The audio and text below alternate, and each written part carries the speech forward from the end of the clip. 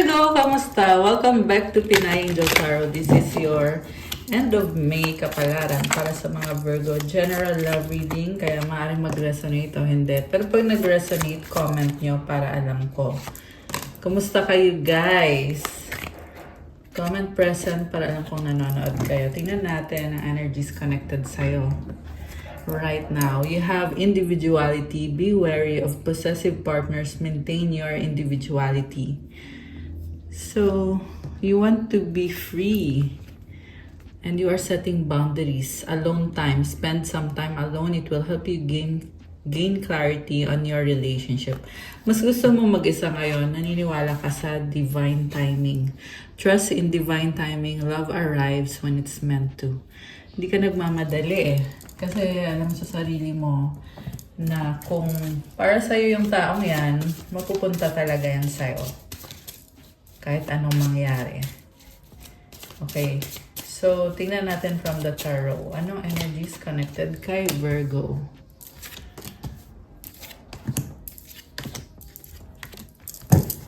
Okay. And kukuha ko din kayo ng oracle cards. Wait, guys. Ano bang ganap? Wow, anong ganap? Okay, ito na. For Virgo, possibilities, free-spirited adventure risks. Wow. Very positive ng energy ni Virgo. Okay. Parang you are starting a new cycle. Soulmates, deep love, unity, connection. Wow. Bagong cycle to. Maraming possibilities connected sa soulmate mo. Okay, isa pa. Thinking, missing you, craving, desiring. Bakit ganon? Parang malungkot to.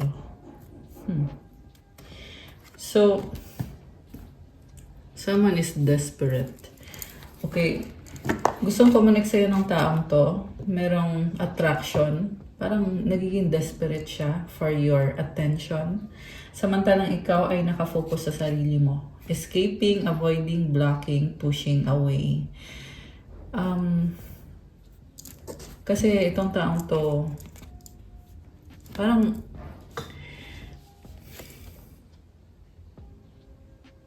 iniiwasan niya. May struggle siya with communication. Mas pinipili niyang iwasan na makipag-usap sa'yo tungkol sa relationship. This person push you away. Pero ngayon, bumabaliktad. Sa nakita ko, ikaw na ngayon yung tumatalikod. Okay. Ano bang nangyayari? Naglalakas loob. I'm hearing naglalakas loob ka.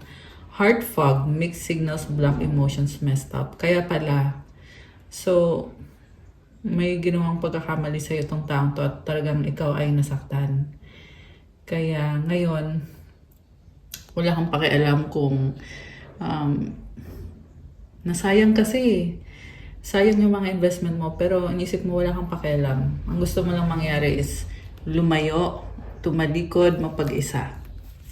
Fantasy, daydreaming, imagining, fantasize. So, parang iniisip mo, totoo ba lahat or panaginip lang ba yun? Fantasy lang ba yun? Yung nangyaring pagmamahalan sa inyo nitong taong to. Nalilito ka na eh kasi block emotions, mixed signals, mess up. Nalilito ka na kung ano ba ang totoo. Okay? Mukhang meron ka natuklasan na sekreto nitong taong to kaya ikaw ay umiiwas or pagkakamali. Nga pala, overall energy mo, andito, hindi ko pa kasi nasabi from the tarot. We have the death card at the bottom of the deck. It's showing me you're ending a cycle. And this is a big transformation for you. King of Rods. Naapakan yung ego mo eh. Oh my gosh. Grabe. Pero, you know, I'm happy para sa'yo kasi itong transformation na to, it will lead you to something better. Sabi nga kanina, possibilities, di ba? Nung tinalikuran mo itong connection na to, nagbukas ang maraming possibilities para sa'yo. Na-attract mo ngayon yung soulmate mo. Siguro, nalilito ka kasi medyo may feelings ka pa sa taong yan or Hindi ka pa totally nag-heal. Pero, ang sinasabi kasi dito, keep going kasi 2 to 2 in the numbers on the screen. Oh my gosh. Ang sinasabi sa'yo, keep going kasi kailangan mo lang talagang baguhin yung paniniwala mo. Kasi nga, alam mo na din naman kung ano yung pagkakamali mo or yung maling akala. Kasi naloko ka nitong taong to eh. So, kailangan mong mag-adjust at mag-move forward. Okay. Remember guys, this is a general reading. Hindi po sa lahat magre-resonate. Okay, yung kasi nasagat nating energies dito ngayon. So, Death card is about ending and transformation and new beginning. And then, merong Knight of Cups, Temperance, King of Swords, Six of Pentacles, Judgment. Okay. Nag-adjust ka sa taong to eh. Hinabaan mo yung pasensya mo, thinking na siya yung magpapasaya sa'yo. Pero yun nga, sinasabi sa'yo ng mga angels mo na hindi mo kailangan umasa sa ibang tao para maging masaya ka. Pwede ka namang maging masaya sa ibang bagay. Pero when it comes to love, you have to really be careful kung kanino mo ibibigay yung pagmamahal mo. Kasi mukhang nagkamali ka ng taong binigyan ng pagmamahal mo. Posible guys na matagal-tagal na tong connection na to, kaya ikaw ay talagang umasa na mag-workout, pero sa huli hindi rin. May nakita din ako dito na pabago-bago ng isip, na nag-offer sa'yo ng pagmamahal, at mukhang mabait naman tong taong to, actually. Mabait naman siya, yung nga lang parang wala siyang confidence sa sarili niya, walang lakas ng loob. Ang nakikita ko dito, wala pa siyang may papatunayan sa'yo. Feeling niya kailangan pa muna niyang magtrabaho, magsikap. Alam mo yun, kailangan niya i-build yung sarili niya. And by the way, I saw 404 and 414 angel numbers on the screen. Okay? So, you are dealing with someone na gusto ka niya. Okay? Sa nakita ko dito, gusto niyang patunayan yung sarili niya, pero feeling niya kasi sa ngayon, hindi pa niya kaya. And the Temperance, yeah, like I said, mabait naman tong taong to at busy-busy siya dito. Tinutry niya ayusin yung sarili niya. So, ang nakita ko dito, in love sa'yo. Sobrang crush ka ng taong to. Okay. So, King of Swords and the Six of Pentacles and the Judgment. So, parang inisip niya all about money. Nagsastruggle siya kasi feeling niya hindi sapat. Okay. Napakataas ng standards nitong taong ka-deal mo. So, siya mismo napipressure sa sarili niyang standards. Kasi judgment, ayun na nga, takot kasi siya mahusgahan. At matalino tong taong to, kaya bago pa siya mahusgahan, hindi muna niya, kumbaga, this person is trying to take it slowly, one step at a time. And magaling naman siya makipag-usap, kaso lang parang mahiyain, matalino din tong nakikita kong person dito. Baka may kadil kang, meron dito energy ng Earth sign, Capricorn, Taurus, Virgo, Air sign, Gemini, Libra, Aquarius, Sagittarius, water sign, lalo na yung Scorpio, merong Cancer, Pisces, or Scorpio. Although this can be any sign. Okay. So, yung person mo dito napipressure. Nare-realize niya ngayon na kailangan niyang lumevel up sa connection niyo. Okay. Gusto niyang patunayan yung sarili niya. Grabe. Parang haba ng hair mo dito. Pero kasi, nagkaroon kayo ng problems dati with this person. Pero ngayon nakikita ko mukhang pure naman yung intention niya. Yung nga lang natatakot eh. Six of Swords. Okay, oo, dati nagkaroon nga ng problems. Pero ngayon, moving towards calmer waters, there's peace and harmony. Okay. So, anong intention ngayon? Or ano pang mga plano nitong taong to? Okay, ito. Nine of Rods, Page of Cups. Bakit parang ang dami niyang frustration sa buhay? Kasi feeling niya masyado pa siyang bata or hindi pa siya ready or feeling niya hindi mo siya ganun kagusto. Pero ikaw gustong gusto ka niya. Andun yung excitement. Excited siyang makita ka. Marami siyang opportunities nakikita with you. Okay, manliligaw. Masugid na manliligaw. Yung vibe nitong taong to ngayon. Okay. Ayaw niyang sumuko. Kasi sa totoo lang nagmamadali siya na magkita kayo, mag-usap kayo. Queen of Swords. Bakit ganun? Nakikita ko masyadong logical, masyadong cold. Naghiwalay na ba kayo nitong taong to? Or ano bang status? Oh, okay. I get it. Three of Rods. May karmic connection na gumugulo. So, parang feeling niya dito, kailangan niyang ayusin muna yung connected sa karmic connection. Pwede itong nanay niya, pwede itong ex niya. Baka yung kadimong person ay mas bata sa'yo. Okay? Although not necessarily naman. Three of Swords. Oh my gosh. Niloko ka ata nitong taong to. Okay? Yung iba naman, wala, kahit walang panuloko, pero may kadil siyang karmic connection na yan yung humahad lang sa connection nyo.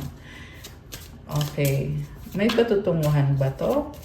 Kasi parang may balakid May patutunguhan ba tong connection na to? Tingnan natin. Queen of Cups. Yes. Alam mo kung bakit. Mahal ka niya, pangarap ka niya. Ikaw yung gusto niyang makasama ng pang long term. Hindi yung karmic connection. So, meron naman. Kaso lang ngayon, hindi okay. Someone is interfering. Ace of Rods. Okay. So, there is attraction.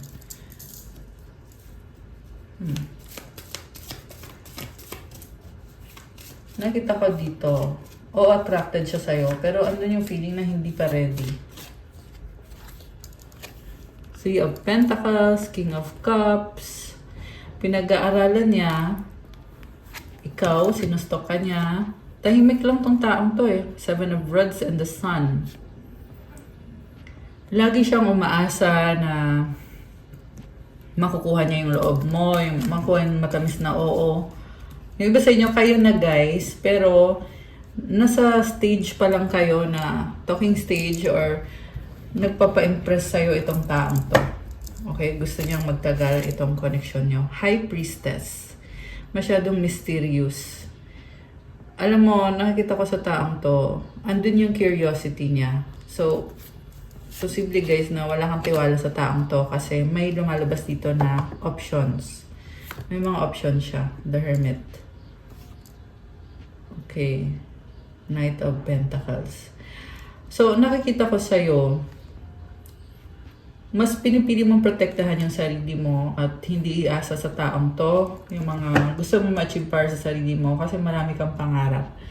So, medyo hindi ka masyado nakikipag-usap sa taong to at pinipili mong protektahan yung energy mo.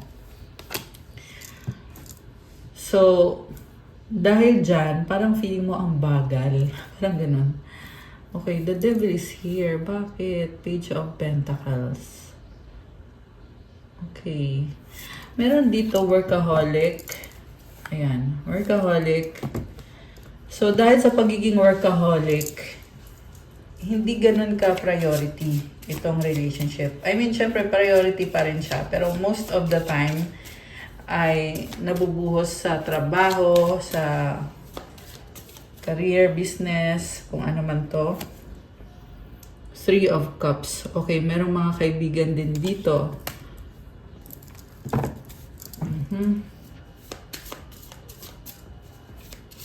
So, ano magiging outcome nitong connection na to for Virgo?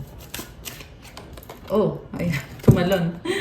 Four of Rods, this is commitment. Maganda naman yung outcome. Pareho kayong busy sa totoo lang. Pero sa dulo, may kasalan. Ayan. Hi, oh wow, Hierophant. Oh my gosh, Ten of Pentacles. This is a wedding. Oh my gosh, lovers. Yung kadin mo ay twin flame mo or soulmate mo siya. Justice. Alam mo guys, nakikita ko dito yung kasalan talaga. Legalities. Ayan, there's an institution, merong bahay. Ayan, couple. Couple. Grabe. Ang ganda naman. Ganda ng love reading ni Virgo. And I just saw 1, 2, 3, 4 angel numbers on the screen. Alam mo, magiging successful tong connection na to. Kahit medyo duman sa pagsubok at ngayon ay, yun na nga, pareho kasi kayo feel nyo na kailangan nyo mag-focus sa sarili nyo dahil wala pang, kumbaga, hindi mo pa napatunayan yung sarili mo, may mga pangarap ka pa. Dreaming of, oh my gosh, pangarap ka, kakasabi ko lang. Dreaming of you, pangarap ka. So yun na nga, it's all about your dreams and ambitions for the future. May mga pangarap kayo. Ouch, masakit, nagsisisi, nagkamali. Okay. Sino yung nasasaktan? Tingnan natin.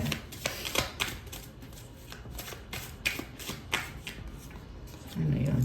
Faith, hope, and inspiration. Mahal kita, I love you. Okay.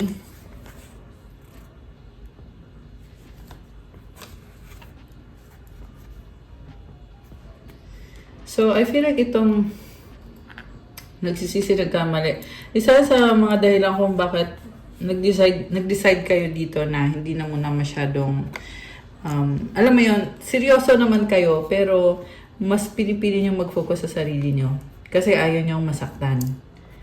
So, ayan, merong love, faith, hope, inspiration, positive vibes. Okay, anything else? Ano pa mga energies? Teka, gamitin natin yung isa. Yung isang oracle deck. Ano pa mga energies ang connected dito sa connection na to? We have to unite.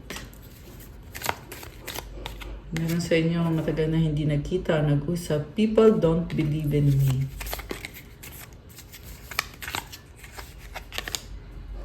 I don't believe you. Oh my gosh. Parang may pagtatalo. I'm struggling right now. Let's fix things. Okay. Anything else? You're all I need. Merong obsession dito, guys. I need your time and commitment. I'll do everything I can. So, gusto kang i-pursue ng taong to. At the same time, gusto niyang siguraduhin na gusto mo rin ba siya. Kasi, parang effort na effort siya Okay. Pero, genuine yung pagmamahal sa'yo. And, hindi pa niya nasasabi lahat ng feelings niya. I need help, codependent. So, siguro nagkaka-problem kayo about codependency kasi itong person na to ay gusto mo lang level up na yung connection pero alam niyo pareho na hindi pa kayo ready. So, well, ang masasabi ko lang is, alam mo naman kung anong dapat mong gawin, di ba?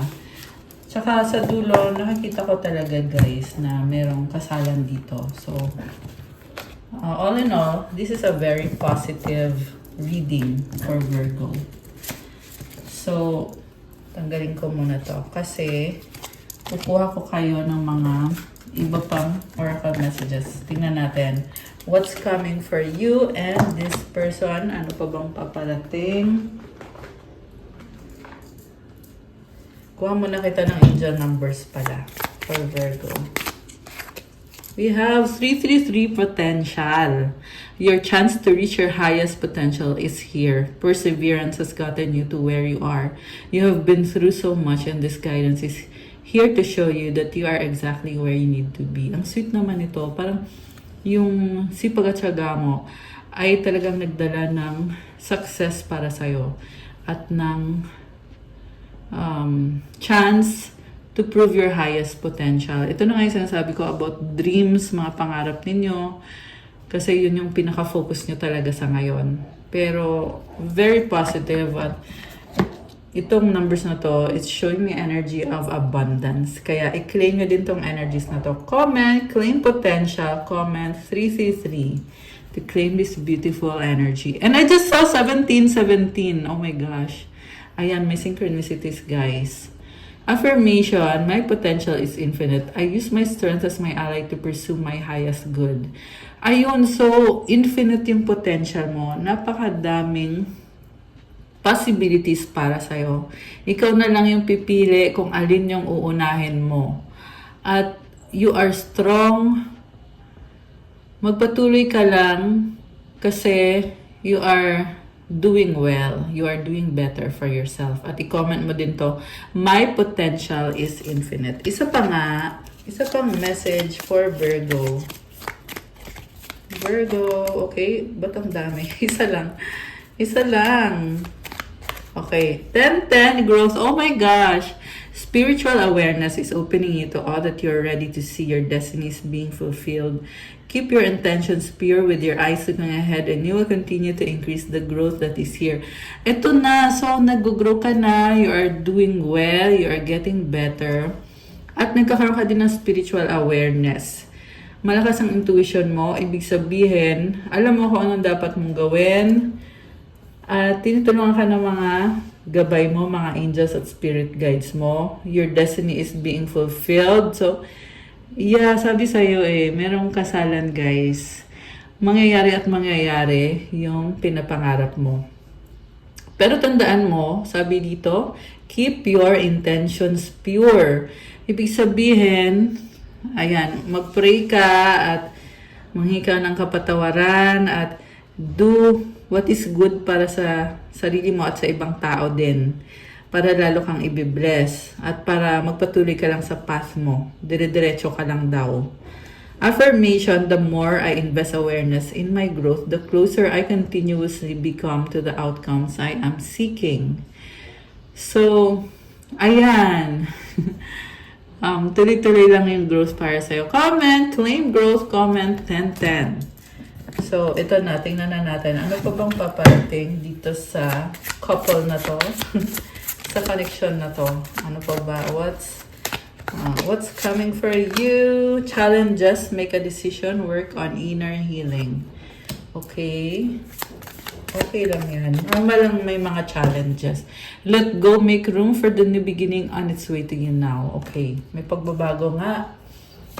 So, sa totoo, hindi madali sa'yo. Yung parang feeling mo dito na you have to sacrifice the relationship para sa mga pangarap mo. Kaya, it's really challenging.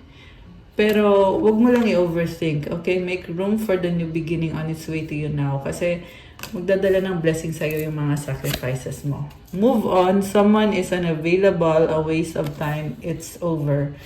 Parang meron ditong naghiwalay or on the process of meron kayong meron kayong conflict nitong taong kadil mo. Okay? And kaya nangyayari yung conflict na yan para ikaw ay maging butterfly. Ibig sabihin, to give you growth and to change the situation. Hindi kailangan na maging stagnant or alam mo yun, hindi kailangan mag-away. Kaya lang nangyayari yan is para maayos nyo kung ano yung kailangan nyong ayusin. Pwede yan ayusin mo sarili mo or mag-usap kayo para magkaroon kayo ng clarity. Ayan. So, kukuha kita ngayon ng advice. Okay, advice para sa mga Virgo. Love! Oh my gosh! It's not about finding love. You are love itself. Help me, Lord, to send so much compassion and caring to the inner child that I always remember I myself am love. I love this, guys. Ang ganda pa ng colors. Ang ganda ng card. So, wag mo na daw problemahin yung paghahanap ng pag-ibig kasi nasa iyo na mismo daw yung love. At i-pray mo daw na magkaroon ka ng pagmamahal sa sarili mo. Kasi nga, nasa sa'yo na mismo yung love eh. At ikaw din yung nagbibigay ng love. So So, wala ka nang poproblemahin. Grabe. Parang parang haba ng hair mo. Parang ang taray mo dito. Char. Okay, so nice. So, I love that. Okay, guys. That's all for your May Kapalaran para sa mga Virgo. Thank you for watching, guys. Please like, comment, subscribe, hit the notification bell. Kung kailangan nyo ng gabay, kung kailangan nyo ng private reading, for more information, pwede kayong magpa-book with me. Message lang kayo sa akin sa Viber or sa WhatsApp. Nasa description box po yung contact details. So, i-click nyo po dyan at i-message nyo po ako. Ipa-schedule nyo po. If you want to start your crystals journey, may mga crystal bracelets na nakapost po ito sa Instagram ko. These are infused with special prayers and mantras to really enhance the energy of the crystal bracelets. To give you iba-ibang benefits. Meron pang attract ng love, attract ng money, positivity, meron for protection, self-confidence, wisdom, at marami pang iba, guys. So, tingnan nyo na lang po doon at i-message nyo ako. At pa-follow na din po ng Instagram ko. Thank you, Virgo! I love you, guys! Have a good day. God bless you. I'll stay safe. See you again soon. Bye!